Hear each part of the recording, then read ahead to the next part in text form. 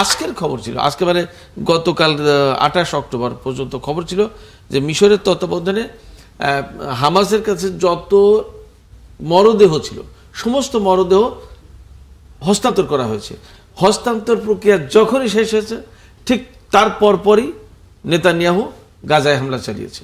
এবং রাষ্ট্রদূত মাহফুজুর রহমান যেটা বলছিলেন, আমি ওই জায়গায় সামান্য একটু দ্বিমত করি যে আমেরিকা যখন ভেনিজুয়েলা নিয়ে ব্যস্ত তখন নেতানিয়াহু এই সুযোগ নিয়েছেন। আমি ব্যাপারটা এই জায়গায় দ্বিমত করি, ব্যাপারটা মোটেই তার না।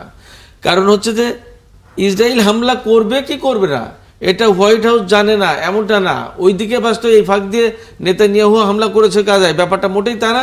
এখানে অবশ্যই হোয়াইট হাউস এবং মার্কিন প্রশাসনের ইঙ্গিত আছে, সিগন্যাল আছে। তার একটা ছোট্ট বক্তব্য দিয়ে শেষ করব আমি।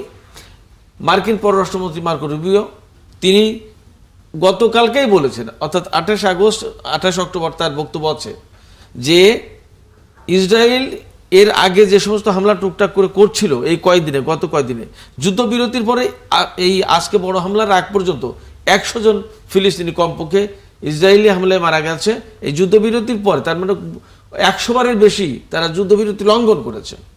তো এই যে হামলা চালাচ্ছে মাঝে মাঝে যুদ্ধবিরতি থাকাকালীন, এইটা যুদ্ধবিরতি লঙ্ঘন নয় বলেছেন মার্কো রুবিও। মার্কো রুবিও যখন বলেন যে ইসরায়েলি হামলা যেটা গাজায় হচ্ছে মাঝে মাঝে এটা যুদ্ধবিরতি না, যুদ্ধবিরতি লঙ্ঘন না, তার মানে কি? তার মানে ইসরায়েল এই ধরনের হামলা চালালে তাদের প্রতি তাদের সমর্থন আছে।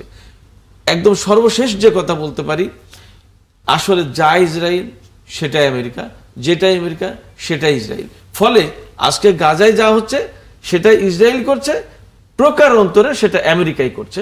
এটাই হলো চূড়ান্ত সত্য, আমি ব্যক্তিগতভাবে মনে করি।